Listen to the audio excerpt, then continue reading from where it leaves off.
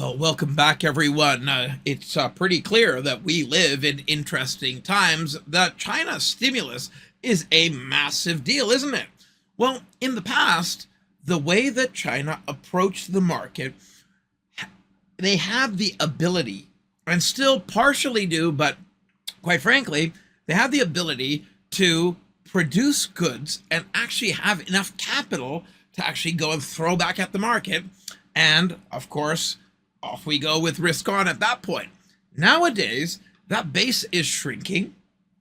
Their population is going to be going the way of most other domestic westernized areas, where we end up seeing things start to shrink as folks get more educated, move through the middle class. And we've got a China problem at the end of the day in terms of the next regime in the US and their relationship to China. That's already been something that has caused a massive schism and has cost China money, cost US some money as well. But at the end of the day, putting walls up in a global economy so that one can have a fair, quote unquote, access to goods and services is a heady topic.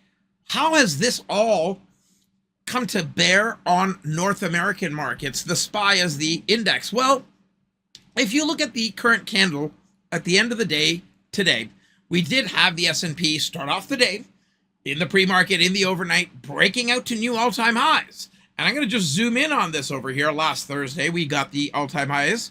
We fell down, but picked back up on Friday. Monday, Tuesday, Wednesday, we're really about trying to get back up to the highs on last Thursday. And now, after Xi's speech, bam, breakout, overnight, everyth's up. Wonderful. However, you'll note that volatility is still rising, right? And was, even when the market was up.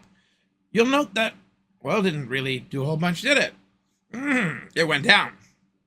You'll note that, and some idiosyncrasies with the speech also related to that. When you look at the crypto area, it did go up. And as I go up, and I take a look at the Euro USD, you see that right there? The euro is strong, the US dollar is weaker. So what's happening? China's going to be able to use the security of government spending to ratify the creditworthiness of individual businesses and enterprises. They're going to be buying more stuff from the Eurozone. So we've got that covered.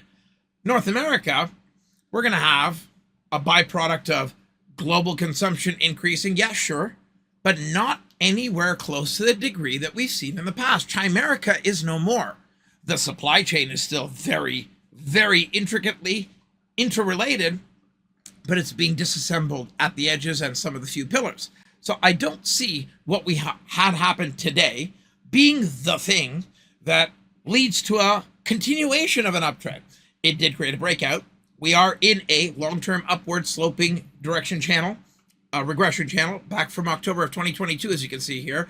And really the question at hand now is the new regime coming into the US market, new office, a new president, as that gets determined, as the China news gets digested, as the Eurozone continues to have struggles, we have got a transition that is immense. Now, I'm going to pull up tools right now and share with you, through the lens of tools that have been developed over decades by the only 33-time international and domestic real money on-site trading champion. That's Rob Hoffman.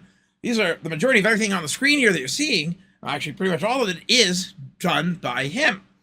And the tools, when you follow the rules and you put them together with this big transition we are hopeful to be able to help our students, those at Wealth Charts, those at the active trader room over at becomebettertrader.com, make better choices. So speaking of that, where is the market likely going from here? The weekly chart continues to say up with a target around $581. The daily chart continues to say up with a midline target open at 582. However, the 4-hour chart has got a little weakening. The weakening got turned around into the end of the day, still closing under a resistive structure. And that 1-hour chart, which can add some more detail here in terms of direction, did come off as saying it's likely going to be able to bounce. Now, tomorrow we've got the core PCE price index data, the inflation data. As it comes out, what I am seeing from the market is a market that's closing in an area where we're likelier to see a rise overnight.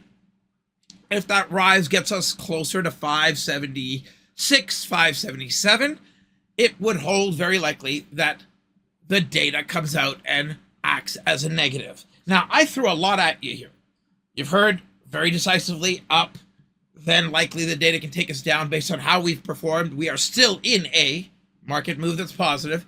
You heard a little bit of a narrative on China as I was taking you through where we are in the S&P's trend history there.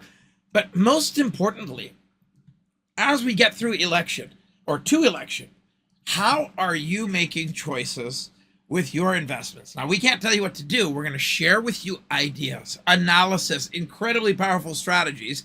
I hope to be able to do that. I know Rob's going to be able to do that. And I know that we are sitting on a lineup that's got the best speakers, something you've never seen before, based on your feedback.